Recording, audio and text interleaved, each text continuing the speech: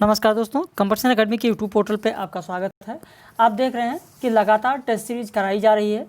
लगातार test series आप लोग करते जा रहे हैं। आज 28 अक्टूबर हो चुका है और आप लोगों की तैयारी मुझे लग रहा है कि बहुत अच्छी चल रही है। रिवीजन भी बहुत अच्छा आप लोगों का चल रहा है। जो हमारे पेड मेंबर्स हैं, रात में जो टेस्ट सीरीज दी गई थी उसका आंसर का ये वीडियो है, उसके आंसर्स की चर्चा हम लोग यहाँ पर करेंगे। और जो अगर आप हमारे नए मेंबर्स हैं, वीडियो को देख रहे हैं, तो चैनल को ज़रूर सब्सक्राइब कर लीजिए ताकि जो नया वीडियो आए, जो नई वीडियो डाली जाए, उसका नोटिफिकेशन आप तक ज़रूर पहुंच जाए। साथ ही साथ आप 13 नवंबर को आपकी परीक्षा है और आप अपने मित्रों को बता सकते हैं कि टीजीटी, पीजीटी और यूजीसी नेट का नया बैच 20 नवंबर से प्रारंभ होने जा रहा है और 15 नवंबर से एडमिशन होगा। क्या फ़ीस होगी, ये सारी जानकारी आप इस दिए गए नंबर पर प्राप्त कर सकते हैं। इस नंबर पर फ़ोन करके, व्हाट्सएप करके आप जानकारी ले सकते हैं। इसके अलावा हिंदी के अलावा हमारा एक चैनल और प्रारंभ होने जा रहा है जिसमें अंग्रेजी, इतिहास, भूगोल और राजनीति शास्त्र भी कराया जाएगा। अगर आपके मित्र के सब्जेक्ट कुछ इस प्रकार हैं तो आप उन्हें भी बता सकते हैं। तो चलिए शुरू करते हैं आज की टेस्ट सीरीज। प्रश्न संख्या 1 देखिए, दूसरा सप्तक से किस काव्य आंदोलन का संबंध रहा है? प्रश्न संख्या 1। तो यहाँ पर उत्तर होगा आपका नई कविता। प्रश्न संख्या 1 का उत्तर होगा नई कविता। जहाँ तक सप्तक की बात है तो तार सप्तक के प्रकाशन से ही प्रयोगवाद का आरंभ माना जाता है। इसलिए प्रयोगवाद के प्रवर्तन का श्रेय अज्ञे को दिया जाता है। कुछ आलोचक प्रयोगवाद का जन्म 1947 में प्रतीक पत्रिका के प्रकाशन से मानते हैं। प्रयोगवाद शब्द का प्रथम प्रयोग नंदुलारे वाजपेयी ने प्रयोगवादी रचनाएं नामक निबंध में किया था और उसी निबंध में, यानी किस निबंध में, तो प्रयोगवादी रचनाएं, इस निबंध में नंदुलारे वाजपेयी ने प्रयोगवाद को बैठे ठाले का धंधा भी कहा है। अज्ञे ने तार सप्तक की भूमिका में प्रयोगवादी कवियों को राहों का अन्वेषी भी कहा है। तो ये बहुत सारी चीज़ें यहाँ पर आप देख रहे हैं। तो इतना विस्तृत खैर बताने की ज़रूरत नहीं है बहुत ज़्यादा, क्योंकि 100 प्रश्न हैं। प्रश्न संख्या 2 देखिए, मुक्तिबोध की मृत्यु कब हुई? तो यहाँ पर आपका उत्तर होगा सी, 1964। मुक्तिबोध का जन्म 13 नवंबर 1917 को हुआ था। जन्म 13 नवंबर 1917 को हुआ था, जिस दिन आपकी परीक्षा है, यानी 13 नवंबर को। तो 13 नवंबर ध्यान रखिएगा, मुक्तिबोध का जन्म उसी दिन हुआ था और परीक्षा देने जा रहे हैं तो मुक्तिबोध के बारे में अगर कोई प्रश्न आता है तो ज़रूर आप लोग करिएगा। और इनका देहांत 11 सितंबर 1964 में हुआ। मुक्तिबोध प्रगतिशील कविता और नई कविता के बीच सेतु के रूप में जाने जाते हैं। ध्यान रखिएगा, 13 नवंबर को प्रगतिशील कविता और नई कविता के बीच सेतु किसे माना जाता है? तो मुक्तिबोध को। मुक्तिबोध की मृत्यु से पहले श्रीकांत वर्मा ने उनकी एक रचना प्रकाशित की थी, एक साहित्यिक की डायरी। जानते होंगे आप लोग एक साहित्यिक की डायरी। चलिए आगे बढ़ते हैं। प्रश्न संख्या 3 की ओर। स्थापना दिया है और तर्क दिया गया है। स्थापना में दिया गया कि द्विवेदी युग के कवि समाज सुधार जैसे विषयों की ओर प्रवृत्त हुए। बिल्कुल सही स्थापना है। तर्क दिया जा रहा है क्योंकि इस युग में मुक्ति का प्रश्न नैतिक, आदर्श परक, चरित्र निष्ठा से संबद्ध हो गया था। बिल्कुल सही है। जो स्थापना दिया गया, तर्क उसकी पुष्टि कर रहा है, दोनों सही हैं। तो हमारा उत्तर होगा 3 का सी, ए और आर दोनों सही हैं। प्रश्न संख्या 4 देखिए, कालचक्र किसकी रचना है? कालचक्र किसकी रचना है? तो यहाँ पर आपका उत्तर होगा बी, भारतेंदु। देखिए आपको पता होगा भारतेंदु जी का यह कथन खूब पूछा गया है और आप सभी लोग, जहाँ तक मुझे उम्मीद है, जानते भी होंगे। हिंदी नई चाल में ढली, पूछा जाता है हिंदी नई चाल में ढली किसका कथन है? भारतेंदु जी का कथन है। हिंदी नई चाल में ढली जो कथन है वो कालचक्र रचना से ही लिया गया। कालचक्र रचना में ही भारतेंदु जी ने लिखा है कि हिंदी नई चाल में ढली। इसीलिए यहाँ पर कालचक्र रचना पूछी गई है। प्रश्न संख्या 5 की ओर चलते हैं। छाया भारतीय दृष्टि से अनुभूति और अभिव्यक्ति की भंगिमा पर निर्भर करती है, यह कथन किसका है? देखिए यहाँ पर बात छायावाद की हो रही है। छाया का मतलब होगा यहाँ छायावाद। यह कथन किसका है? तो यहाँ पर आपका सही उत्तर होगा डी, जयशंकर प्रसाद। लेकिन आपको थोड़ा सा बता दें, छायावाद के नामकरण का श्रेय मुकुटधर पांडे को दिया जाता है। मुकुटधर पांडे ने हिंदी में छायावाद निबंध लिखा जो श्री शारदा पत्रिका में प्रकाशित हुई। कुररी के प्रति छायावाद की प्रथम कविता मानी जाती है जो कि मुकुटधर पांडे का है। यहाँ पर नंदुलारे वाजपेयी की अगर बात करें तो नंदुलारे वाजपेयी ने छायावाद के लिए कहा कि प्रकृति के सूक्ष्म किंतु व्यक्त सौंदर्य में आध्यात्मिक छाया का भान मेरे विचार से छायावाद की एक सर्वमान्य व्याख्या होनी चाहिए। किसने कहा है? नंदुलारे वाजपेयी ने कहा। तो जिस तरीके से यहाँ जयशंकर प्रसाद का कथन दिया गया है कि छाया भारतीय दृष्टि से अनुभूति और अभिव्यक्ति की भंगिमा पर अधिक निर्भर करती है, ठीक उसी तरीके से नंदुलारे वाजपेयी का भी कथन पूछा जाता है। नंदुलारे वाजपेयी ने कहा कि प्रकृति के सूक्ष्म किंतु व्यक्त सौंदर्य में आध्यात्मिक छाया का भान मेरे विचार से छायावाद की एक सर्वमान्य व्याख्या होनी चाहिए, एक सर्वमान्य व्याख्या होनी चाहिए। ठीक उसी तरीके से अगर नामवर सिंह की बात करें तो नामवर सिंह का भी कथन पूछा जाता है। नामवर सिंह ने कहा है कि छायावाद उस राष्ट्रीय जागरण की काव्यात्मक अभिव्यक्ति है। एक बार फिर से सुन लें, छायावाद उस राष्ट्रीय जागरण की काव्यात्मक अभिव्यक्ति है जो एक ओर पुरानी रूढ़ियों से मुक्ति चाहता है और दूसरी ओर विदेशी पराधीनता से। ये नामवर सिंह का कथन है छायावाद के बारे में और बहुत ही महत्वपूर्ण कथन है, बार बार पूछा भी जाता है। तो ध्यान दीजिएगा, जिस तरीके से यहाँ जयशंकर प्रसाद का पूछा गया ऐसे नामवर सिंह का भी पूछा जाता है कि छायावाद उस राष्ट्रीय जागरण की काव्यात्मक अभिव्यक्ति है जो एक ओर पुरानी रूढ़ियों से मुक्ति चाहता था और दूसरी ओर विदेशी पराधीनता से। किसका कथन है? तो नामवर सिंह का। प्रश्न संख्या 6 देखें। अतः इस युग की कविता स्वप्नों में नहीं पल सकती, उसकी जड़ों को पोषण सामग्री ग्रहण करने के लिए कठोर धरती का आश्रय लेना पड़ रहा है। किस पुस्तक की भूमिका या संपादकीय में यह वाक्य आता है? आपको बता दें, आपको याद होगा एक मासिक पत्र जो 1938 में प्रकाशित होता है, एक मासिक पत्र जो 1938 में प्रकाशित होता है जिसका प्रकाशन सुमित्रानंदन पंत करते हैं। अब आपको पता हो गया होगा कि उत्तर कौन सा है, तो उत्तर होगा सी, रूपाभ पत्रिका। प्रश्न संख्या 7 देखें। इनमें से कौन राम भक्त कवि नहीं है? माधवदास, लालदास, धर्मदास, हृदयराम। इनमें से कई लोगों ने जो उत्तर भेजा है वो माधवदास भेजा है, कई लोगों ने हृदयराम भी भेजा है, लेकिन यहाँ पर उत्तर होगा आपका सी, धर्मदास। धर्मदास का पूर्व नाम जुड़ावन था। अगर आपको नहीं पता है तो आप लिख लें, क्योंकि हमारी टेस्ट सीरीज में आप कॉपी पेन लेकर बैठेंगे तो बहुत सारी चीज़ें आपको लिखने को मिलेंगी और बहुत ही महत्वपूर्ण बातें आपको मिलेंगी। धर्मदास का पूर्व नाम या बचपन का नाम कह सकते हैं जुड़ावन था। धर्मदास कबीर के परम शिष्य और उनके समकालीन संत हिंदी कवि थे।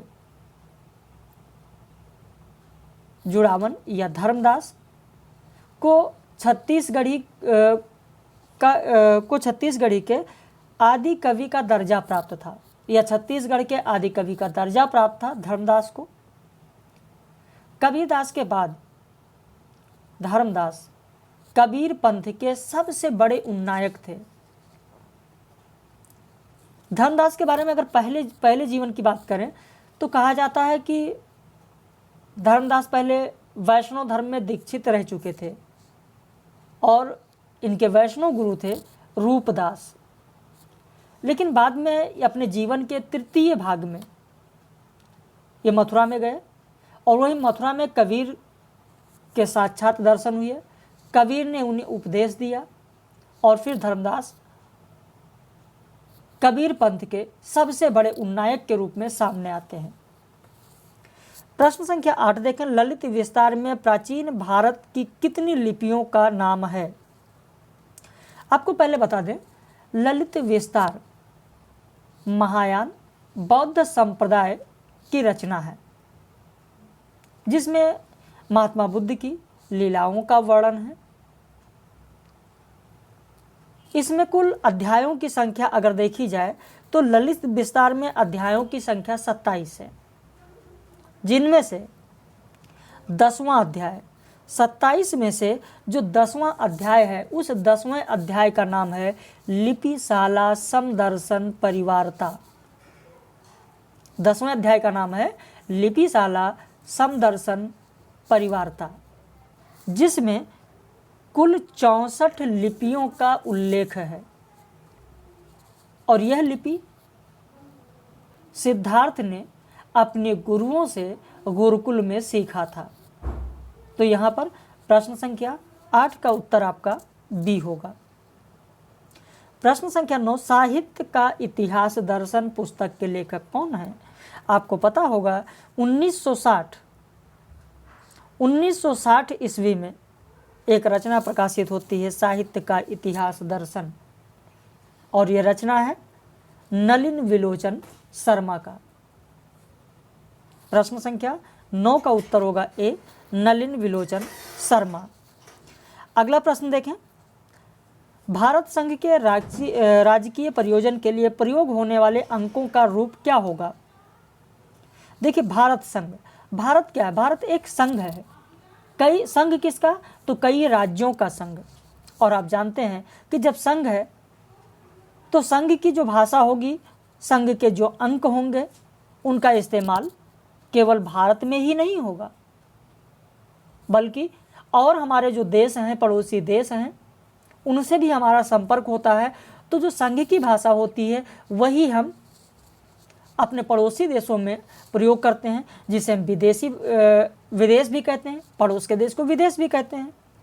इसका मतलब अंतर्राष्ट्रीय। इसका स्वरूप कैसा होगा? तो अंतर्राष्ट्रीय होगा।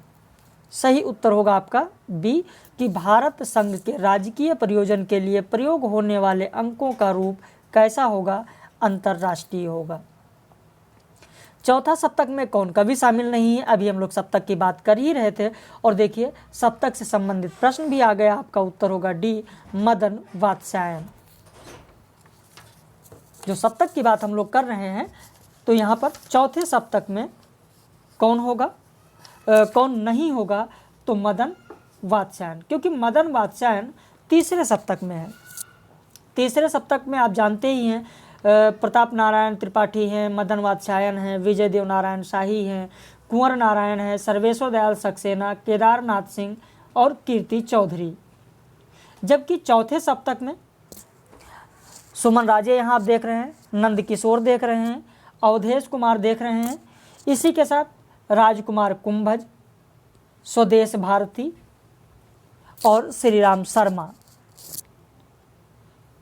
तो इस तरीके से ये लोग चौथे सप्तक में हैं, जबकि मदन वात्स्यायन चौथे सप्तक में नहीं है, तीसरे सप्तक में है। प्रश्न संख्या 12 देखें, हिंदी उद्भव और विकास, हिंदी उद्भव विकास और रूप के लेखक कौन है? प्रश्न संख्या 12। तो यहाँ पर उत्तर होगा 12 का ए, हरदेव बाहरी। प्रश्न संख्या 13 की ओर आते हैं। इसमें मिलान करने वाले क्वेश्चन दिए गए हैं। प्रश्न संख्या 13 में देखें, पंछी, पंछी रचना किसकी है? तो गोपाल सिंह नेपाली का है। पंछी होगा गोपाल सिंह नेपाली का।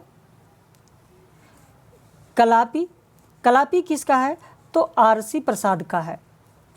प्रेम संगीत भगवती चरण वर्मा का है। रूप रश्मि शंभुनाथ सिंह का है। तो इस तरीके से इसका उत्तर आपका होगा 2, 4, 1, 3। अब आइए अगले प्रश्न की ओर आते हैं। प्रश्न संख्या 14 देखें। नाटक के क्षेत्र में भारतेंदु की सक्रियता से पहले हिंदी प्रेमियों में उत्साह का माहौल नहीं था। बिल्कुल सही है। नाटक के क्षेत्र में अगर देखा जाए तो भारतेंदु जी ने बहुत सारे रंगमंच का रंगमंच प्रारंभ किया, और आप देखेंगे हिंदी का अलग रंगमंच प्रारंभ किया गया और बहुत सारे नाटक भी खेले गए। लेकिन उससे पहले, भारतेंदु से पहले अगर बात करें तो हिंदी प्रेमियों में नाटक की सक्रियता का माहौल नहीं था, उत्साह का माहौल नहीं था। बिल्कुल सही है स्थापना। कारण क्या है, ऐसा क्यों था?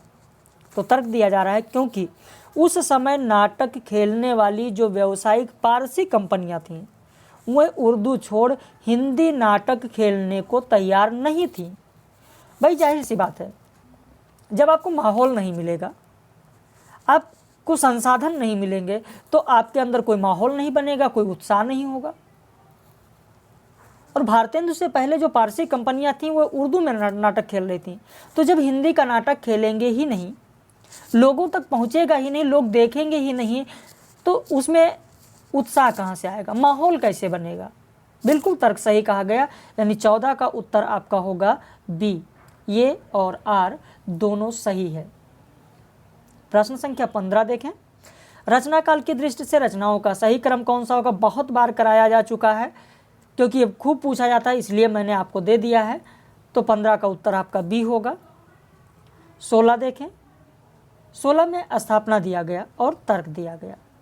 स्थापना है, भारतीय काव्यशास्त्र के संदर्भ में कविता की समस्याओं की आज की दृष्टि से चर्चा करना संभवतया नए आलोचकों के विचार से सबसे बड़ा अपराध है। ऐसा क्यों कहा गया कि भारतीय काव्यशास्त्र के अगर संदर्भ में देखा जाए तो कविता की समस्याएं जो है, उन समस्याओं की आज की दृष्टि से चर्चा करना संभवतः नए आलोचकों के विचार से सबसे बड़ा अपराध है। ठीक है, अगर मान लिया जाए अपराध है तो क्यों, क्या तर्क है ऐसा? तो तर्क दिया गया क्योंकि हम आज भारतीय काव्यशास्त्र से अभिप्राय उसकी जड़ता से लगाते हैं।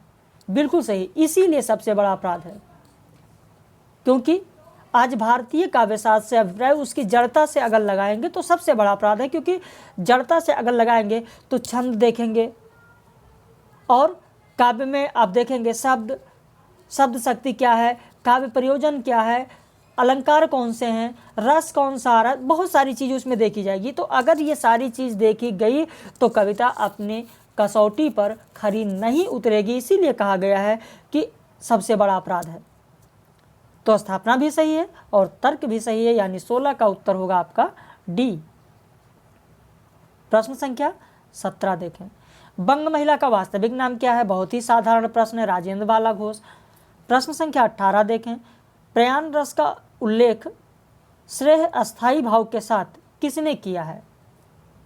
तो आपका उत्तर होगा सिर्फ और सिर्फ रुद्रट ने किया है और किसी ने नहीं किया है। प्रश्न संख्या 19 देखें। छायावाद शब्द का प्रयोग पहली बार किस पत्रिका में हुआ? अभी मैंने आपको बताया, छायावाद की जब बात हो रही थी तो मैंने आपको बताया कि श्री शारदा में हिंदी में छायावाद नामक निबंध प्रकाशित हुआ था, जो कि मुकुटधर पांडे का था, और उसी में सबसे पहले छायावाद शब्द का प्रयोग हुआ। तो आपका उत्तर होगा 19 का ए, श्री शारदा पत्रिका। प्रश्न संख्या 20 देखें, क्योंकि समय उसी हिसाब से कुछ ज़्यादा ही बढ़ता जा रहा है। प्रश्न संख्या 20। संघ की राजभाषा हिंदी और उसकी लिपि देवनागरी होगी। भारतीय संविधान के किस अनुच्छेद में इसका उल्लेख है? कई बार कराया जा चुका है, बहुत ही साधारण प्रश्न है। पहला विकल्प होगा 343। 21 देखें। भारतीय ज्ञानपीठ से प्रकाशित पत्रिका कौन सी है? प्रश्न संख्या 21 का उत्तर होगा नया ज्ञानोदय। नया ज्ञानोदय आपका सही उत्तर होगा। प्रश्न संख्या 22 देखें। निम्नलिखित में से कौन पश्चिमी हिंदी की बोली नहीं है? प्रश्न संख्या 22 में आप देखें अवधी पश्चिमी हिंदी की इसमें पूछा गया नहीं है, ध्यान देना। नहीं की बात हो रही है, आप लोग जल्दबाजी करते हो, इसीलिए प्रश्न गलत हो जाता है। प्रश्न संख्या 23 देखें, शुद्धाद्वैतवाद के प्रवर्तक कौन हैं? तो आपका उत्तर होगा डी वल्लभाचार्य। प्रश्न संख्या 24 देखें, लिपि विकास का सही चरण क्या है? ये भी मैं कई बार आप लोगों को करा चुका हूँ। सही उत्तर होगा ए, सबसे पहले भाव लिपि होगी, फिर चित्र लिपि होगी, फिर ध्वनि मूल लिपि होगी, फिर भाव ध्वनि मूलक लिपि होगी। यानी सही विकास का क्रम होगा 24 का बी होगा, चित्र लिपि उल्टा हो रहा है। पहले चित्र लिपि होगी, फिर भाव लिपि होगी, और उसके बाद ध्वनि लिपि होगी, फिर भाव ध्वनि मूलक लिपि होगी। देखिए, जैसे उदाहरण मैं आपको बता दूं, कोई चित्र आपने बना दिया, उस चित्र को देखने से आपके अंदर एक भाव उत्पन्न होता है। तो पहले चित्रलिपि थी, चित्रलिपि से फिर भाव उत्पन्न हुआ, यानी भाव लिपि है। और भाव से फिर क्या होगा, जो भाव आपके अंदर है वो ध्वनि के रूप में बाहर आएगा और क्या हो जाएगी, ध्वनि लिपि। और दोनों भाव और ध्वनि को मिलाकर बनता है भाव ध्वनि मूलक लिपि। तो आपका 24 का उत्तर होगा बी, चित्रलिपि, भाव लिपि, ध्वनि लिपि और भाव ध्वनि मूलक लिपि। प्रश्न संख्या 25 देखें, दिवस का अवसान समीप था। खैर ये तो बहुत ही साधारण प्रश्न है, आप लोग जानते हैं प्रिय प्रवास की ये पंक्तियां हैं हरिऔध जी की, तो इसमें खैर बताने की ज़रूरत नहीं है आप लोगों को। प्रश्न संख्या 26 देखें, अलंकार सर्वस्व किसकी रचना है? ये भी रटा रटाया प्रश्न है, बहुत ही साधारण प्रश्न है। मुझे उम्मीद है कि आज की टेस्ट सीरीज में जो अभी तक हाईएस्ट मेरे पास जो उत्तर आए हैं उनमें से 78 सही है, 100 में 78 सही है। अभी भी उत्तर आने का क्रम जारी है व्हाट्सएप पर, तो देखते हैं कि हाईएस्ट कितना जाता है। आप हमारे चैनल पर अगर नए हैं तो कमेंट में आप ज़रूर बताइएगा कि अगर आप ये प्रश्न करते तो कितने आपके सही होते। अरुण कमल को किस काव्य संग्रह के लिए साहित्य अकादमी पुरस्कार मिला है? अरुण कमल को। प्रश्न संख्या 27 देखें, यहाँ पर आपका उत्तर होगा नए इलाके में। प्रश्न संख्या 27 का बी होगा, नए इलाके में। प्रश्न संख्या 28 देखें, फ्रेंच विद्वान कुपेरी ने ब्राह्मी लिपि की उत्पत्ति किस लिपि से माना है? तो आपका उत्तर होगा डी, चीनी लिपि से माना है। प्रश्न संख्या 29 देखें, किस आलोचक ने छायावाद को शक्ति का काव्य कहा है? शायद ही आपको हर जगह न मिले ये चीज़, स्क्रीनशॉट ले लें जो आपको नया प्रश्न मिले, ताकि उसे आप कहीं ना कहीं पर लिख सकें।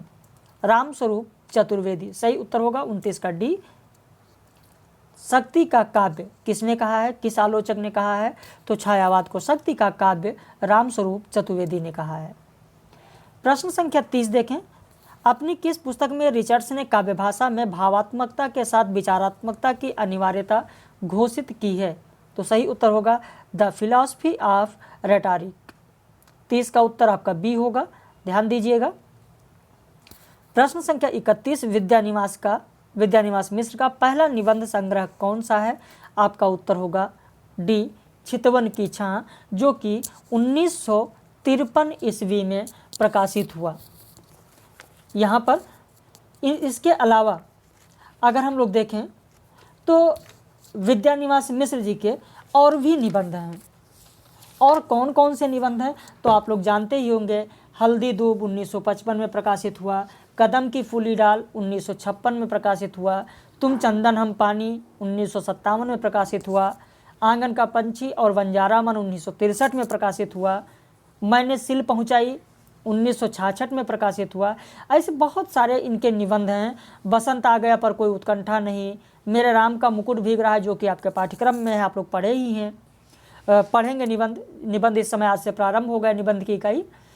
परंपरा बंधन नहीं, कटीले तारों के आर पार, कौन तू फुलवा बीननहारी, निजमुख मुकुर, भ्रमरानंद के पत्र, तमाल के झरोखे से, अस्मिता के लिए, संचारिणी, अंगद की नियत।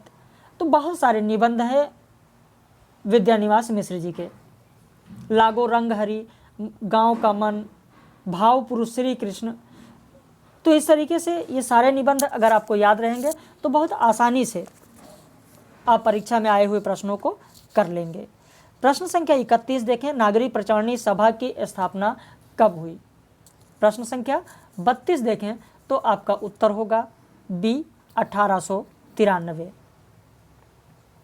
प्रश्न संख्या 32 का बी होगा। 33 देखें, हरिशंकर परसाई द्वारा रचित कौन सा है, तो आपका उत्तर होगा बदचलन। 33 का उत्तर आपका बी होगा बदचलन।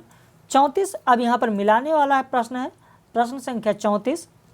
यहाँ पर देखिए मारवाड़ी, मारवाड़ी का होगा आपका जोधपुर, जयपुरी कोटा, मालवी इंदौर, मेवाती अलवर।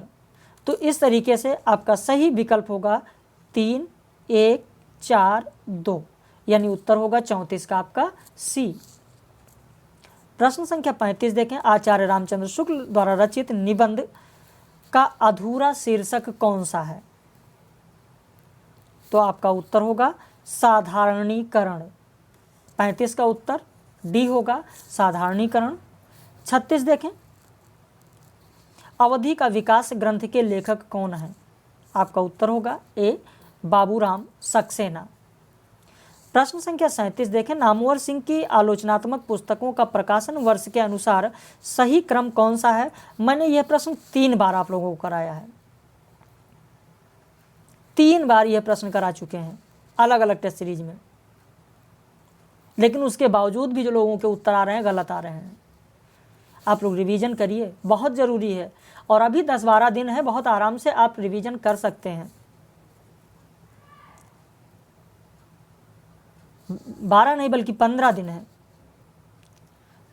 यहाँ पर उत्तर होगा आपका सबसे पहले इतिहास और आलोचना, फिर कहानी नई कहानी, कविता के नए प्रतिमान, दूसरी परंपरा की खोज। 37 का उत्तर आपका ए होगा। 38 देखें, the use of poetry and the use of criticism पुस्तक के लेखक कौन है। कई बार ये भी मैंने कराया, इलियट की जो ये रचना है वो कई बार मैं आप लोगों को ये भी करा चुका हूँ, फिर भी इसके उत्तर कई लोगों के गलत आए हैं। रामविलास शर्मा द्वारा लिखित पुस्तक हिंदी जाति का इतिहास, इसको आप जरूर महत्वपूर्ण करके लिख लीजिएगा कहीं पर। हिंदी जाति का इतिहास रचना किसकी है, ऐसा सिंपल प्रश्न पूछा जा सकता है, या मिलान वाले में ये ग्रंथ का, इस ग्रंथ का नाम दिया जा सकता है।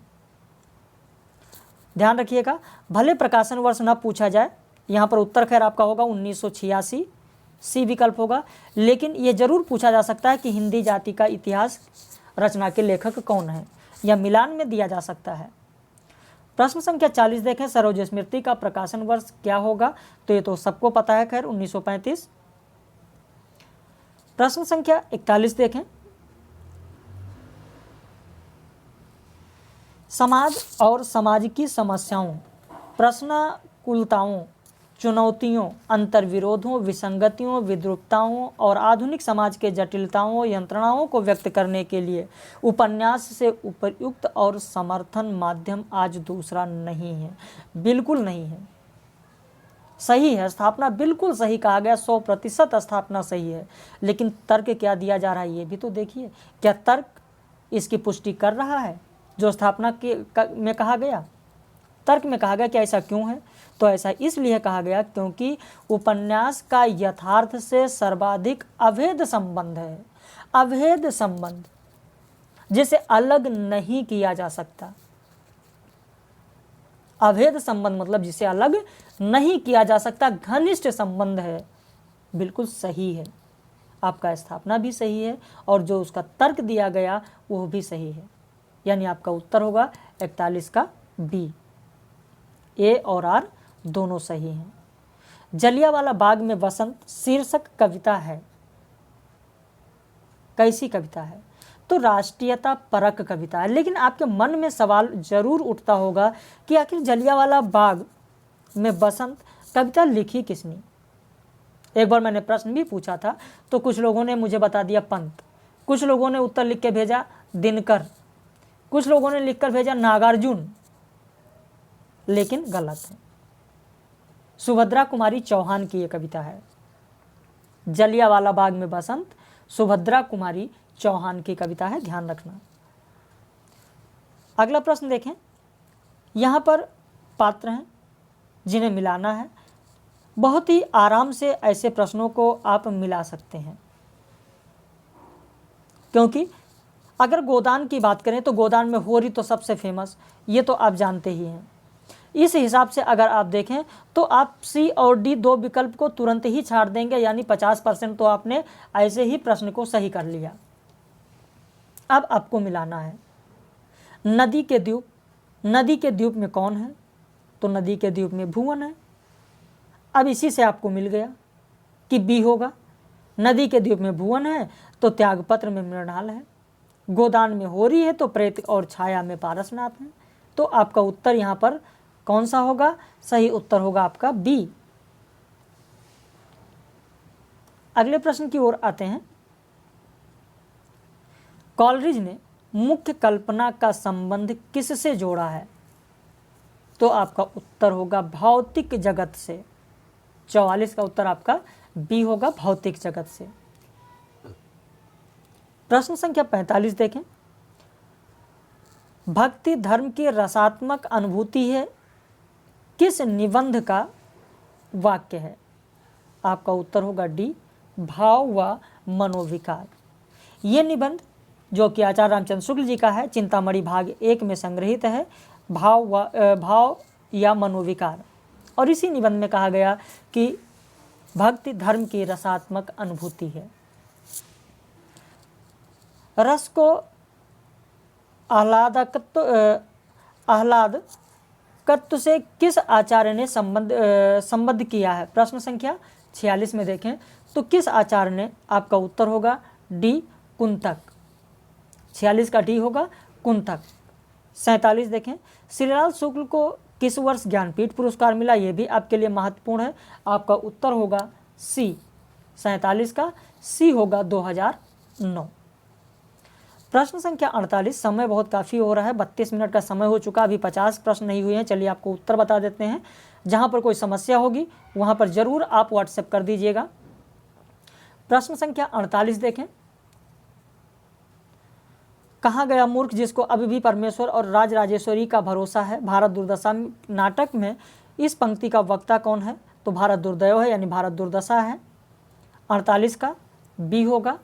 49 में देखें, परीक्षा गुरु का प्रकाशन, तो आपका हो जाएगा 1882। 1882। बच्चन सिंह के अनुसार सर्वप्रथम छायावादी आलोचक के रूप में किसे ख्याति मिली थी?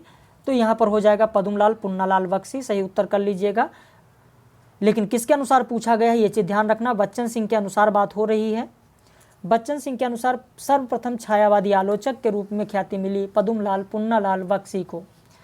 प्रश्न संख्या 51 देखें। नदी के द्वीप कविता है, कैसी कविता है? तो एक प्रतीकात्मक कविता है। आपका उत्तर होगा सी, व्यक्ति और समष्टि का प्रतीक। व्यक्ति का प्रतीक कौन है और समष्टि का प्रतीक कौन है? तो समष्टि का प्रतीक होगा नदी और द्वीप होगा व्यक्ति का प्रतीक। तो इस तरीके से मैंने कराया भी प्रश्न है, आप लोगों को याद भी होगा। प्रश्न संख्या 52 में देखिए, जहां आपको सुमेलित करना है, मिलाना है प्रश्न संख्या 52 में। तो यहाँ पर 52 का जो बनेगा आपका, जैसे प्रगतिशील साहित्य की समस्याएं 1955 है, यानी पहले का तीसरा होगा। तो इस हिसाब से हमको पहले ही विकल्प में मिल जा रहा है, यानी 52 का उत्तर आपका ए होगा। 53 में देखें, यहाँ भी आपको सुमेलित करना है 53 में। तो आप देखें, पंकज वेस्ट की जो रचना है वो है बच्चे गवाह नहीं हो सकते। चौथा, तो आपका ए और बी हट गया, अब बचा सी और डी 53 में। तो अब आगे देखते हैं, संजीव की रचना है अपराध। तो इस तरीके से आपको विकल्प मिल गया सी। तो 53 का विकल्प होगा आपका सी। 54 देखें, कुवलयानंद पुस्तक, बहुत ही साधारण प्रश्न, अप्पय दीक्षित का। 54 का बी होगा, अप्पय दीक्षित। 55 देखें, आधे अधूरे नाटक में चालाक और घटिया किस्म का आदमी कौन है? तो आपका उत्तर होगा व्यापारी। 55 का ए होगा व्यापारी। 56 में देखें, लोक धर्म का प्रस्ताव है। लोक धर्म का प्रस्ताव है, किसका? आचार्य रामचंद्र शुक्ल। 56 का उत्तर आपका ए होगा। 57 देखें, शेखर एक जीवनी की प्रधान चारित्रिक विशेषता कौन सी है? तो दंभ है। 57 का उत्तर आपका डी होगा। 58 देखें, रामचंद्र शुक्ल ने बिहारी लाल की प्रशंसा का आधार बनाया, किसे बनाया है? रामचंद्र शुक्ल जी ने बिहारी लाल की प्रशंसा का आधार किसे बनाया है? तो उनके अनुभव को बनाया है। 58 का उत्तर डी होगा। 59 देखें, किसानों के बल पर और मजदूरों के बल पर यह पाप का धन पचे कैसे? इसलिए दान धर्म करना पड़ता है। गोदान उपन्यास में ये कथन किस पात्र का है? तो आपका उत्तर होगा बी, गोबर। प्रश्न संख्या 59 का बी होगा। 60 देखें, नया साहित्य नए प्रश्न, प्रश्न संख्या 60 किसकी रचना है? तो नंदुलारे वाजपेयी का है। प्रश्न संख्या 61 देखें, नेमिचंद जैन के अनुसार अंधेरे में कविता का अंतिम संशोधन कब हुआ था? तो आपका उत्तर होगा ए, 1962 में। हिंदी जाति की अवधारणा के प्रस्तावक कौन हैं? तो आपका उत्तर होगा रामविलास शर्मा। अभी मैंने इनकी रचना भी कराई है, आपको पता भी होगा। प्रश्न संख्या 63 देखें, राम की शक्ति पूजा पर किनकी रामायण का अधिक प्रभाव है?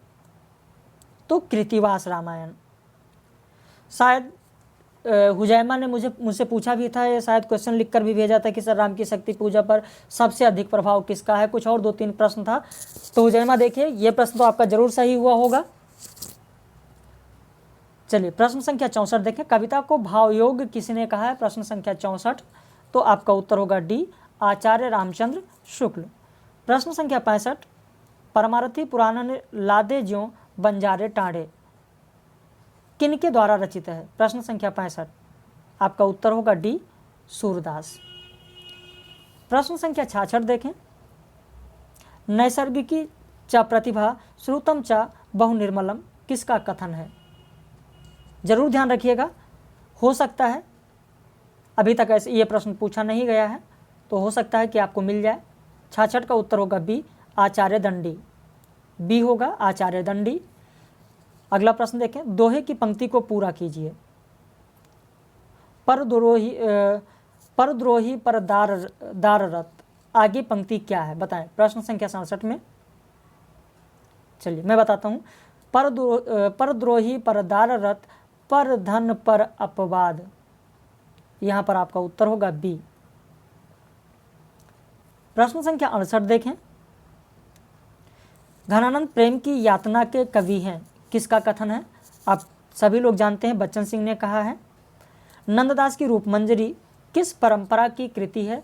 आपका उत्तर होगा प्रेमाख्यान है। रूपमंजरी एक प्रेमाख्यान है।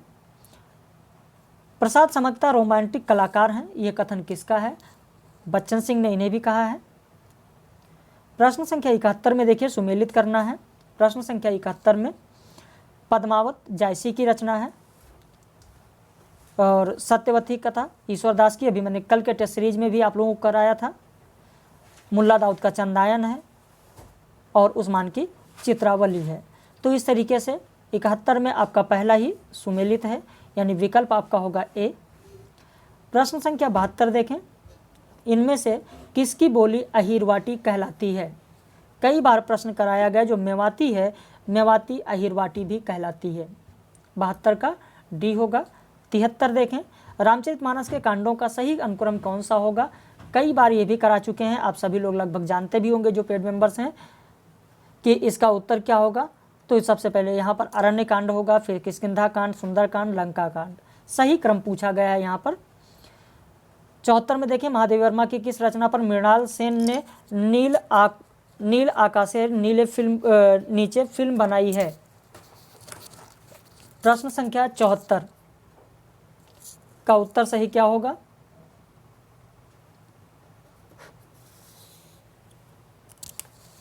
प्रश्न संख्या 74 का होगा आपका सी, चीनी फेरी वाला।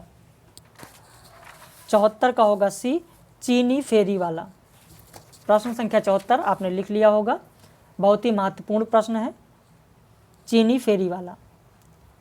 75 देखें, निम्न में से कौन सी रचना रसखान की नहीं है?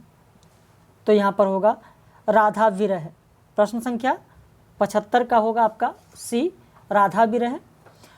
प्रश्न संख्या 76 भी लगभग सभी लोग जानते होंगे, 1931 साकेत का प्रकाशन वर्ष 1931। प्रश्न संख्या 77 देखते हैं, प्रेमाख्यान काव्य हंसावली की भाषा क्या है?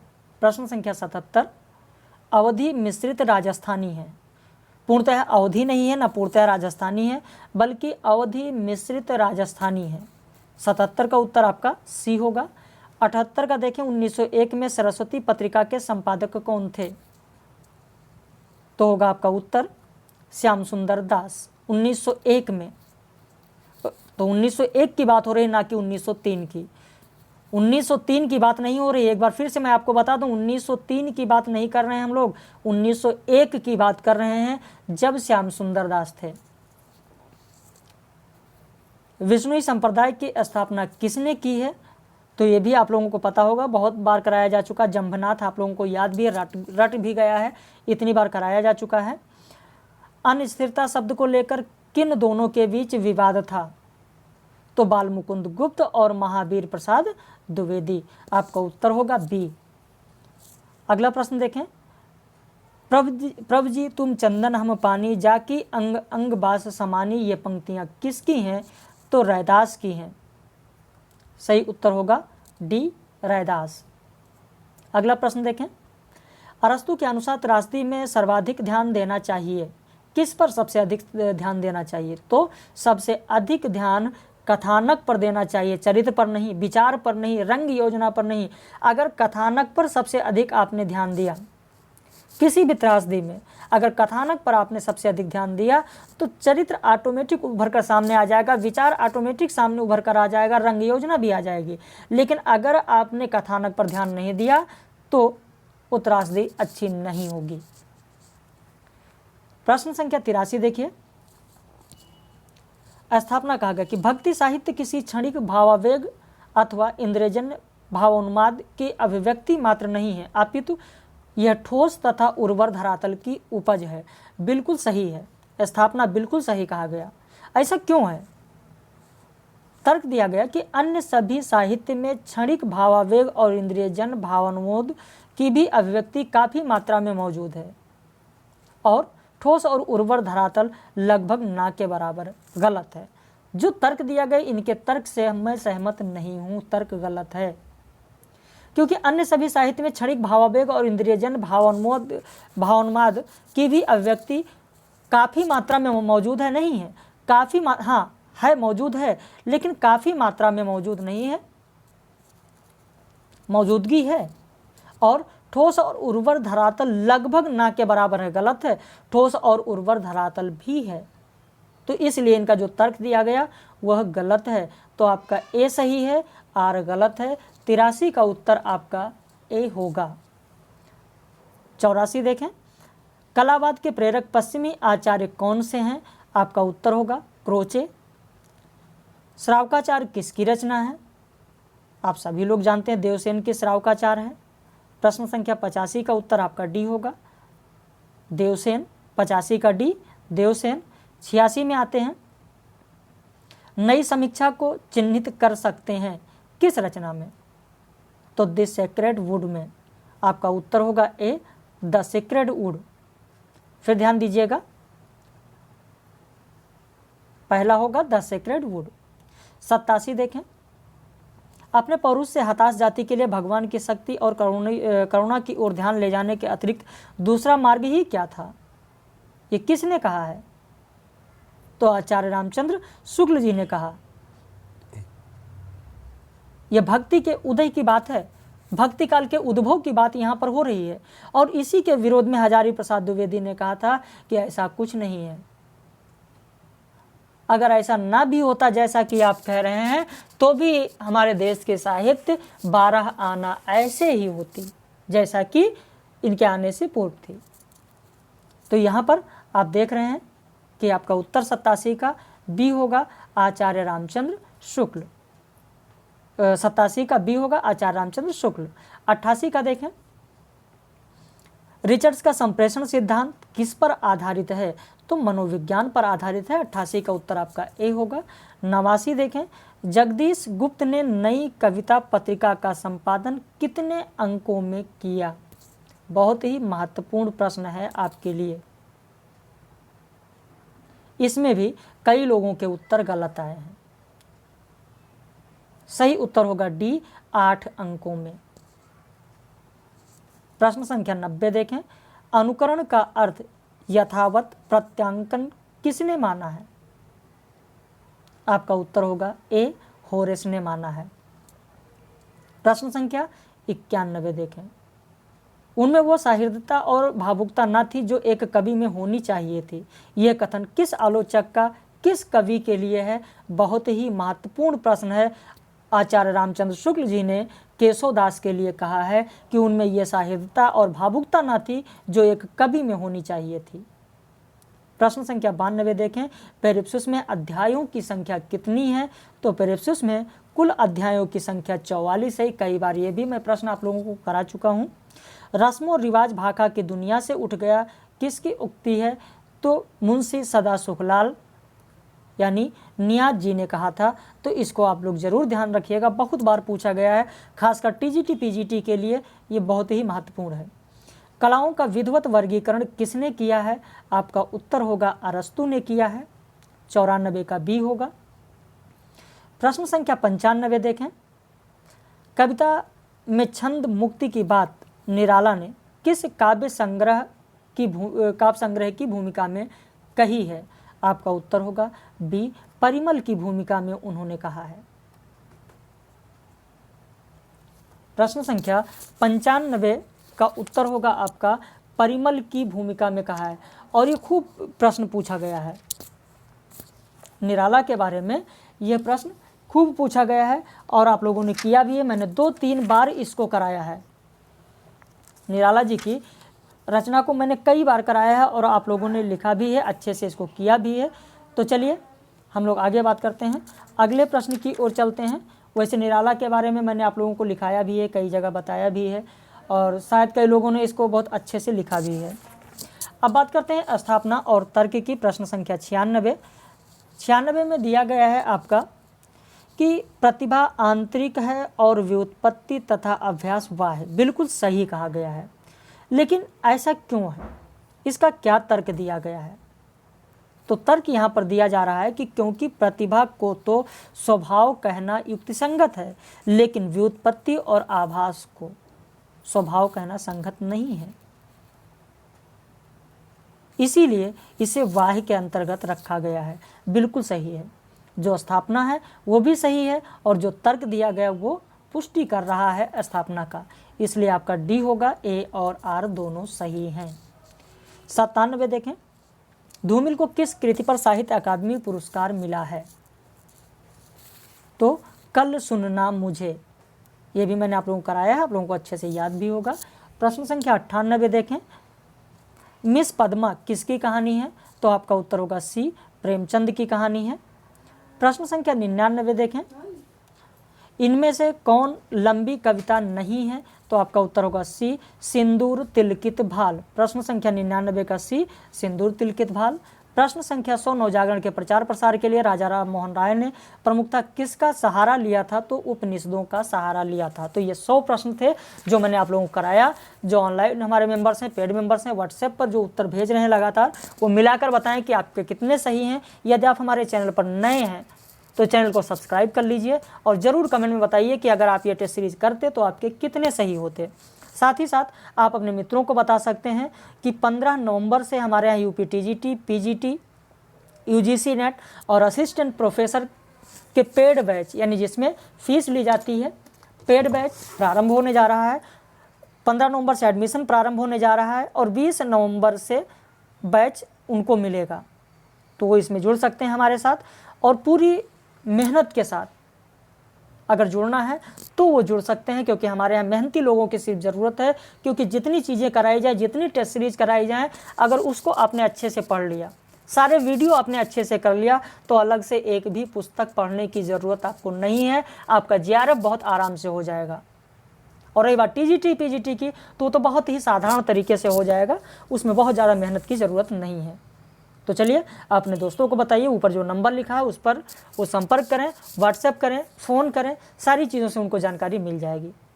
तो ऐसे ही हम लोग फिर मिलेंगे रात में 9:30 बजे लाइव क्लास के साथ। तब तक आप लोग पढ़ते रहिए और अपने पथ पर अग्रसर रहें।